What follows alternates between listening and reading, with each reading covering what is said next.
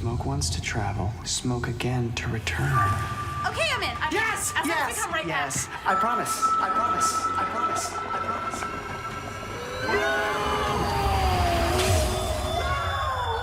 So now what? The structural integrity of the Bong has changed, so we can't get home? We have no ability to control where we go, forcing us to bounce around the space-time continuum indefinitely? I don't know. Who are we to say what history should and shouldn't be? Not us. We are idiots. When we get to a place, we should not touch anything. It's like we smoke. If it's not home, we smoke out.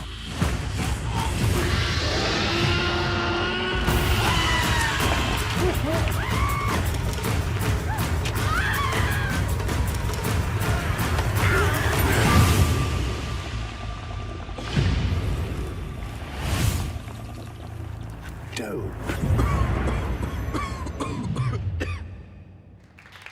Thanks, everybody. So I have seen this. I got to watch all of it, and it is fucking awesome. It is so funny. It is fantastic. I'm so glad that you guys are here to talk about it. Thank you for being here. Thanks for having us. What was the genesis of this project? We were sober, and Ilana had been living with us for like a month. She and Abbi were out in LA pitching Broad City.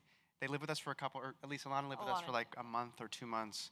And one night we were talking about, she had a professor that said that in the past, without sewage and pasteurization and deodorant, it really like stank. It was like stanky. So we were like, well, in the past, if you were stoned, it must have been horrible because it was so intense, you know? So I think that was kind of the genesis. Yeah, and then as soon as we kind of had that context of like stoned people wouldn't do well in the past, we just kind of kept, over the course of a few years, just kept thinking of different ideas and bits and jokes, and then they just kind of, it kind of wouldn't die, you know? Yeah, what I mean? think every time we were together having dinner or having drinks, we like would come up with scenarios for it. So we just kept pitching on it, and then we made like a 1 minute long internet short that did really well, and you know, the rest is history. And it's not or just is it sort the of future? It's not just stoners who won't do well in the past. It becomes like stoners won't do well in the past. Women won't do well. The sort of modern male won't do well, right? So Yeah, it's worse. It's the worst for women and minorities, I guess. If you're a white man, it's sometimes okay, but even then, it's like without lupus vaccine. Yeah. It's rough. It can Or still be even rough. really high quality cotton, like Yeah, without toilet paper, it's hard. Yeah. So what was the process like for you guys in terms of getting this thing greenlit and writing it and getting it on Comedy Central? Well, we had made, in addition to the like 1 minute long video, we kind of like maybe a year or two later made a few, 2 internet shorts that we didn't end up putting online, but we kind of were like, to make this the thing that we feel like it deserves to be, it kind of needs a high production value because we really want people, when they're watching it, to feel like they actually are, time traveling. So we went to Comedy Central and we were like, hey, this is an idea we have. We weren't necessarily like, we want this to be a series or we want it to be a movie. The only thing we knew is that we wanted it to air on 420. That's literally the whole pitch. We're like, Time Traveling Bong, it airs on 420. What's the thing? So clearly you have a good relationship with Comedy Central at this point. Yeah. I think so. And yeah, they were kind of like, well, what if we do it as a 420 miniseries special? And we're like, that's exactly what we were thinking. Yeah, and so they, but there was like kind of a long process in terms of actually getting the green light. We didn't actually get the green light to make it until this past November. I think it was like such fast turnaround. It was about like making sure there was time and programming and all that. But so it happened really fast. We wrote it in December, prepped in January, shot in February, and then just edited it this last month. That's insane. Yeah. And you told me, how many days did you have to shoot? 12. That is crazy because you're essentially shooting a feature film, and even like the lowest budget indies that come through here and sort of brag about how quick they shot something, it's like 19 days. Yeah, it was insane. Truly insane. And it was 10 Truly days dangerous. in LA and then 2 days in Plymouth, Massachusetts. For the Salem stuff? Yeah, Yeah. exactly. Really, really Yeah, funny. we shot at like this crazy living history museum. That was so insane. Like Sturbridge, it was Plymouth, Mass, but not. Yeah. It was Plymouth Plantation. Wow. Yeah. In Plymouth, So Massachusetts. I'm kind of curious, you guys. You've been collaborating for a really long time, and how did it start? How did the two of you start collaborating with each other? Well, we met in an improv class, and so we kind Very of cool. very hot. Very like cool, So meet cute. let's- Yeah. You know, Guys, the I've never heard lights this were story. low. People were zip zap zopping. It was fluorescent lights and people were burping. It was really not great. But we met at a UCB level 1 class, and we're friends for a while. And I guess we started collaborating a couple years into that. Yeah, it's like right when there's a lot of gray area. Yeah, there's like a lot of like. When was this anniversary? Yeah, we started making things together, and Yeah. making videos and digital shorts, and I mean, it kind of came, at least for me, out of like a little bit of a frustration of not getting a lot of stage time and feeling like I wanted to be getting more comedy out there. And I had made a few little shorts in college, and so like I kind of knew how to edit a little bit, and I turned a camera on like twice. I was like, yeah, I'm a filmmaker, and I kind of convinced him to make a few little dumb shorts. And then once we started, putting them online, and 200, 300 people would see them. I mean, huge numbers, and eventually we were It's just like the size of a UCB theater, so if you weren't getting stage it was time, you were perfect. getting- Yeah, we were Perfect. like, keep it low. yeah, That's the and- audience you were shooting for. Yeah, You got exactly. it. Black box size. yeah, exactly. For the internet. Yeah.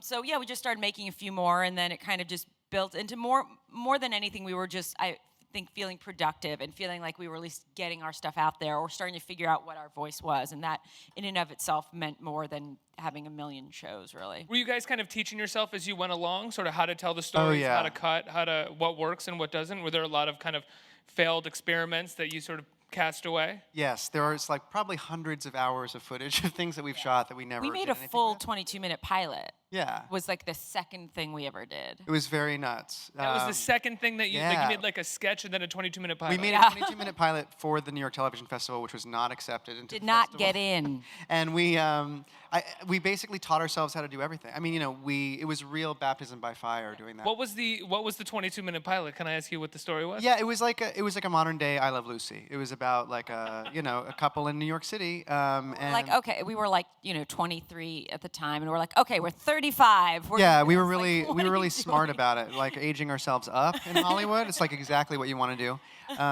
But yeah, we basically Googled how to edit. I mean, Lucia taught herself how to edit by Googling. We like cut our own stuff, and I think actually having made things, having written them, shot them, and edited them has really helped us in our work in general, because we really do consider all parts of the process to be writing, and I think that's really informed our work. As someone who taught yourself how to direct sort of on the fly over the course of the years, basically through experience, do you have a sort of a set philosophy or one thing that you try to always remember when you go onto a set that you've learned? Like, I mean, a lot of people will just say coverage, just get all of your coverage. Do you have something as well that you've sort of learned over the years that you try to maintain? I mean, coverage, of course, is important. I think to me, I really, because we also produced so much of our own stuff in the beginning and still do, I think like, for me, I try to really like respect the time that I'm given, and I'm not just like the kind of director who's going to be like, well, we didn't get it, so we're going to just keep shooting until somebody shuts us down. It's like I really try to like have the time that we have allotted in my mind from the beginning of the day. And so it's like, well, listen, we have to move on because we're trying to just get the day, and because otherwise you're really shooting yourself in the foot. And I think that I feel like I have been in a position where I'm like, moving, like trying to make it perfect, and it's like it just has to be the best it can be with what you're given. I think that's the thing I try to. If there are any financiers watching, you just greenlit like you're Yeah, 5 exactly. projects with that answer. Right. Moving fast, but I Do think not spend money. Well, yeah. But I think Lucia also, because she is a writer and a performer and a comedian herself, she is able to find the fun. So when something doesn't work, Yeah. I think she's able to have fun with her actors and with the script in a way that I think other directors who are more, I don't know, classically trained or more, straightforward directors don't necessarily do. And so I think in doing that and finding the life in the scene or in whatever we're shooting on set, I think that's something that's definitely present in her work. That is something I think we both try to do. Is like, if the scene isn't working, let's figure out how to fix it right now. Yeah, and with make whatever tool we ourselves have. laugh. It's Yeah. like what tickles us and how can we make that happen? Slash still works for the story. Slash still works for the story. Do you think that having taught yourself sort of how to direct based off of the ideas that you were coming up with, you sort of go into projects now not as like a sort of film school director who's like, I want to make sure that I have a really long take. I want to show off with this, and you're more like, no, this is the grounded idea that we're doing, and I want that to succeed. Well, you should speak to it, but I think Lucia, if I may, Lucia is she is so focused on the story and the comedy that I think it's more about the material than it is about like, I need a big oneer, you know, or something, you know. Something for my reel. Yeah, because I think that there can be like a self-consciousness about directing sometimes, which I think in Lucia's work, again, if I may, I'm loving you it. know, it's not like about the direction as much as it is about the comedy, which I think is something fun, because sometimes when you're watching something, I don't know, I can personally be taken out of things when I'm like, wow, there's a crazy one, you know what I mean? And sometimes it's not noticeable. Sometimes you watch something and the direction is so subtle that you don't notice it, even though it is a literal 20-minute take of something. But There's like a really cool shot that helps support the moment, you know, then of course you should do it. Or like we do in Time Traveling Bong, we kind of, not every time, but a lot of the times that we first land in a new place, I do try to keep the first shot pretty continuous and try not to cut away from it until I have to, just because I think it helps then like the viewer be immersed in this new place. So that's like one example of something where I'm like, actually that is like a long take one, or that is not super necessary, but it is done with a purpose. So, and I wasn't even leading to this, but it just, I mean, as we were talking about oneers as an example, aren't you guys responsible for like one of the sort of more famous oneer commercials, the Dollar Shave Club commercial? Isn't that a oneer? yeah. That's a oneer. It isn't. it isn't a oneer. Anyone know what a oneer is? I'm so sorry. Like, if you don't know, it's just one long continuous take. It's exactly what it sounds. And no like cuts. a dick for explaining it. This one, it does have cuts, but it is like steady cam shot that like Direct to camera, yeah, direct to camera, that it's I think maybe 5 different shots put together, but it does have the same kind of continuous motion, and like a few of the cuts are on action, so it kind of like makes you think that maybe it is a oneer, but it isn't. Well, I mean, it's obviously not, but yes. So how did the two of you start working with Abbi and Ilana? They were here just a few weeks ago for the premiere of the new season, and they had said that you were the sort of first 2 people who saw the first thing that they did and said, what you're doing is great, don't listen to anybody but yourselves. Like, it's really, really awesome. And they saw you as supporters right away and then sort of started collaborating with you after. When did you guys jump on? Yeah, we knew Abbi and Ilana from UCB in the same way that we met, you know, through classes or Sexy. in like parties Black at box. UCB. Yeah, like in a stinky back hallway that smelled like a sock. And I think when they released their first web short, we were really quick to be like, oh, this is so uniquely you. Keep doing that. It's great, and we liked it. And I think He was in one of their web series, because they had a web series before the show. and Lucia directed some of the web series. Yeah, I think maybe only one, and Paul was in one of them, and so like, but We had all been making things independently and for a while at UCB, and I think we recognized in them what they recognized in us, which was that we were people that were making stuff that we found funny, that were writing and directing and editing stuff on our own. And so I think we really, we all had a similar kind of sensibility. But I think we first officially were like working on the show, and they got the green light for the pilot and asked me to direct it, and I had never done any TV before. And that Were was you nervous when they? not really, because I felt like I didn't know anybody else who got them the way that I felt like I did. So I would have been more nervous if somebody else was hired to do it just as a fan and as a friend. Right. So in that way, no. But I mean, of course, in some ways, because I had never, you know, done television, and it was also my friend's baby, and I didn't want to drop their baby because I know how much it meant to them. So in that way, I was nervous. I just wanted to do a really good job.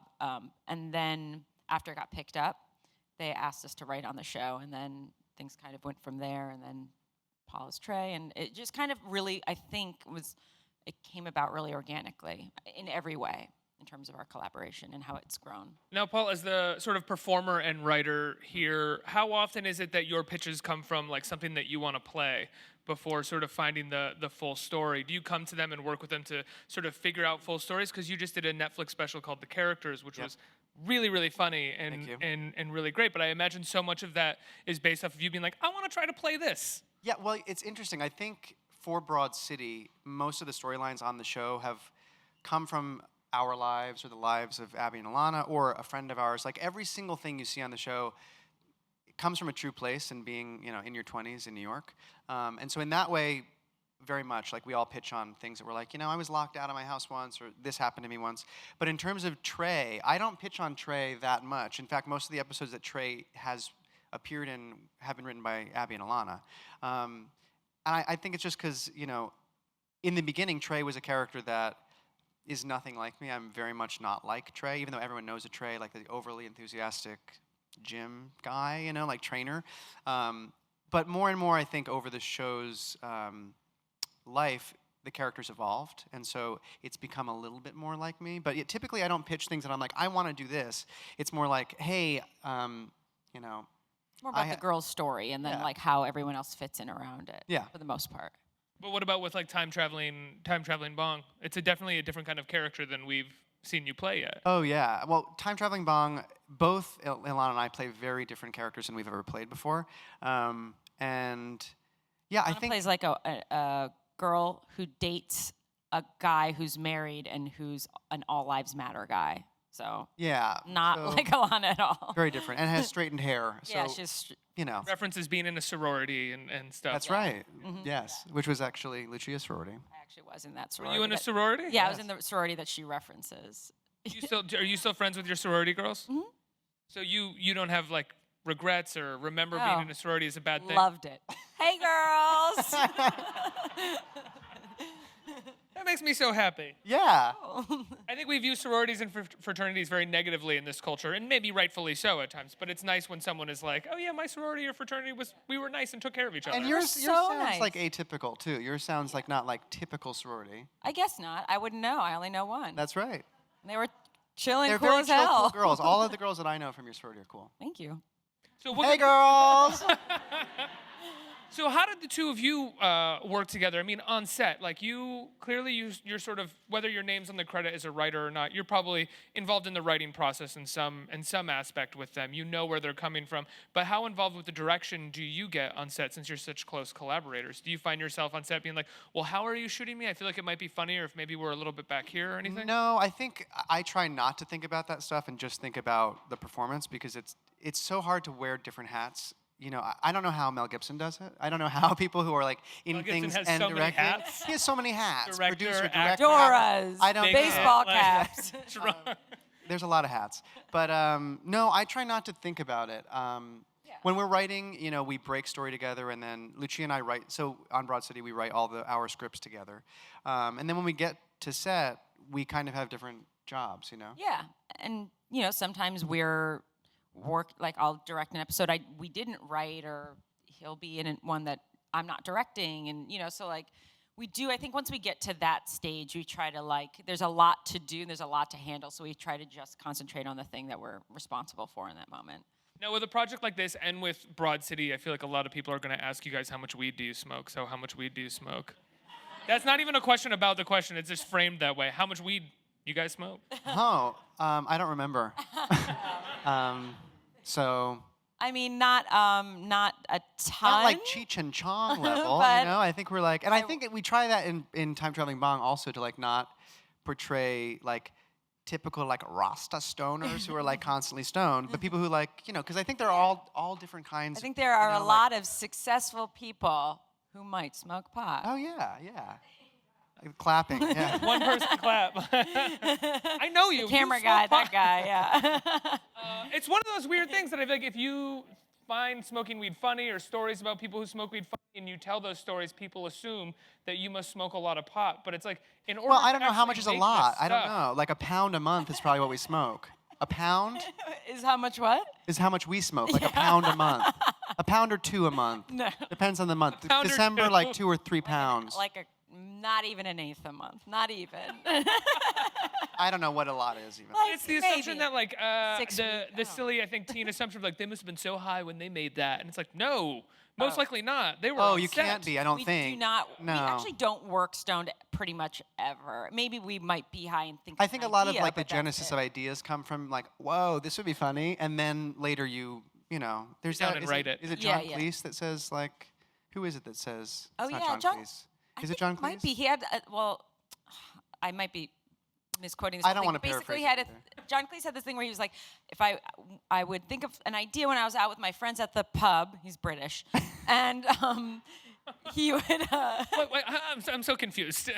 And he would go home and he Drinking would write area. it, and then he would throw it away, and then the next morning he would try to rewrite it from memory, and sober, and then he would only remember the good parts. And He would wouldn't- compare them and be like, oh, all the good parts stuck. So, and there's that famous. I don't really quote know about, what like, the point of that story is. Write Write drunk, edit sober. Isn't that it? Hemingway, I think. Thank said you, that. Hemingway. Thank you. Hemingway. You guys are like Hemingway, John but Cleese. comedy. Like, Yeah. We have been called the Hemingway of comedy, and it's like too much. It's like a burden. I because you're appreciate usually it. drunk and yelling at women or something. Because we're drunk, we're yelling at women, and our sentences are very short. We're like, but thank you, I guess. How important is it for you guys to inject a certain amount of social consciousness into your comedy? Because there is a little bit in Time Traveling Bong, as much as it's played for laughs and in no way is it preachy, there is a little bit of that in it. Is that important for you guys, or is that just sort of in your bones? In your DNA? I think it is in our bones. I think it's in our bones. And I think that's the thing is, to us, a lot of that pointing out the social commentary, especially in something like a time travel show, is to us like important and funny. That's kind of the point of it is like. Yeah, I think that- comedy's to start generating conversation, and like, a lot of this is satire, there's a point behind it. I think we approach it in a way that's like, well, what's funny? Yeah. We try and think of what's funny first, and then once we're like, oh, that's a funny idea, then I do think there's like a kind of a conscientious execution, and we think about the what we're saying and how we're saying it. I guess that's what it is. It's like the what is funny, and then the how we're much more conscientious of. Yeah, and sometimes it's purposeful, and sometimes it's just a byproduct of the thing that we think is funny. Have you ever found yourselves trying to generate comedy out of an idea, but you can't sort of pull from it because maybe you care too much about this idea, or you don't know enough about it, or there just isn't a joke there that you can find? Well, I think because we do find the joke first, I don't think we're usually chasing the joke in a scenario. I think it's like if it's not the first, if it's not the genesis of why we're talking about it, then I don't think we usually go like that way, backwards. That's what this was. Yeah. We don't go backwards for the most part. But I think that I think that if we're chasing something, it's usually because there's something funny ahead of us. I'm going to turn it over to the audience for questions. Yep. Hey guys. Hey, how are you? Pretty good. So I was wondering, since this is a show about time traveling, is there any research that had to be done? And also, were there right times to inject the right amount of stoner humor in places that you think that there may not have been used for it? And the following question is, do you two have a favorite strain of weed? Oh. I'm going to start with the last question first. Great. The Superman, right? Or Jack Harrer? Well, any Jack Harrer strain is going to be good. Right. There's one strain called Superman that we can't find anymore, but if you got it, let me know, buddy. What was the first? Time travel research. We tried to, because in the show you'll see that like the butterfly effect comes into play. I think we tried to like be true to time travel. I actually wrote my thesis in college about time travel movies. And so I did. She was our resident. I did know enough about, that the loosest thing you can base time travel on is the theory of relativity and like string theory. And so I knew enough that I didn't know shit, So I mean, I think that there's and I think that's something that we actually acknowledge in the shows, like the science behind time travel is it's a bit thin, and so we do at least refer to the fact that we didn't do an exemplary job at trying to explain it. And I think in terms of like the moments in history that being two dumb stoners comes into play, like I think, and we found this even sometimes organically as we were like walking through scenarios, we wanted to reach for our phones so often to like Google things, and it's like, oh yeah, we have such a thin knowledge of like what happened in history, and it's really sad. So I think in that way, it's like these are two suburban kids who know enough, but not really a ton, Yeah, phones make us lazy, but love my phone. Next question. Hi guys. If this method of time travel did exist in real life, what moment of time would you visit? Great question. I love the 90s. I'm going back to the 90s. Yeah, the 90s. I love them. That's great. You just want like your girl bedroom from like Yes, 1997. exactly. Oh, yeah, that would be so chill. And you'd get to actually relive the moments that were so embarrassing and make them right. It's very selfish. I might go back to the like mid-2000s and tell my college self to take less classes. Because I like overloaded classes. I think I should have just chilled out. So it might be nice to go back and be like, more selfish. I love it. yeah, well. You wanted to nap more. Nap more, yeah. I would go back to college and tell myself to drink less. Like you could, Yeah, there's a lot of life left to keep drinking. That's There's right. No need to get it all in right now. No, Like, exactly, you're fine. exactly. Next question. Hey guys, thanks for being here. Happy 420 in advance. Happy 420. 420, my brother. Because we do things on the wild side here at AOL. What's the craziest 420 situation that you've either been involved with or maybe you've heard from friends? So 420, like the date 420? Yeah, on the day. Okay, well, so in college I was in an improv group. Woo! Yeah, and we had a big fundraising show, like a charity show that took place in April every year. And one year it happened to be on 420, and I don't know why we thought it would be like funny and cool if we made the campaign like a mystery campaign. So we were putting up signs that said like 420 ? All over campus. I guess it's the anniversary of Columbine and like also Hitler's birthday. And so campus police like took us and were like, what are you doing? What is this 420 ? Something big is coming. It was like, it's called The Big Show. So we had to be like, yeah, this is like a cancer charity show. It's nothing scary. We're not doing You it. put up signs that literally said 420, something big is coming. Because it's The Big Show. So we're like, 420, something big's coming. So stupid. So stupid. So we were like, no, it's for charity. It's good. It's okay. All I can say is the way I've celebrated 420 always ends with me sleeping by 7. Sorry, y'all. Just burnt out. Yeah. Just wake up and I'm like, woo! And then I'm just like, Next question. Watch your show. Hi guys. So I'm actually in a sorority, and I feel like when you talk to people and you like mention it, like you see it on their face, like they automatically judge you because they weren't. Have you ever had like a situation where you've been in that and you just kind of like bursted out like, I'm still professional, or like something like funny, just to like be like. About being having been in a sorority? Or like trying to make it like you know that they're judging you, but like you don't want to just say it out loud like, I know that. Yeah, it's kind of related, but like, so I was in, I can't believe, I've mentioned this twice this week, I don't know why, whatever. I was in Sigma Delta Tau, and it was SDT, and the thing is exactly, people go, oh my God, I like say that, like, and so I always have to be, SDT, Sigma Delta Tau, yes, we know, SDT, we get it, it's not STD, so like, I always have to like immediately like say that I know that they're gonna make that joke. You know what I mean? So I have to like, that's the only time I get like a little bit about it. It's also just owning that you were in one, even just on stage. You were like, I was in a sorority. I know those things. But it was like cool stoner girls, right? Your sorority was like not, They're very not that intelligent. any sorority is not cool, Smart, cool, intelligent women. But it wasn't, I great think, things in the world. the reason that they're stigmatized, Right. Yeah. I suppose that's true, though there should be no stigma about a group of women chanting together. Wow, yes. Woo! Guys, Time Traveling Bong, I love it so much. Congratulations. thank you It's so so much. funny. And it's a mini-series on Comedy Central, 420, 421, and 422. Yep. Right? 10:30. 3 parts, 3-part miniseries. Congratulations on it, and Thank you so Broad much. City. Thank you for chatting with Thank me. you. Thanks Thanks for being so here, much. guys. Thank you.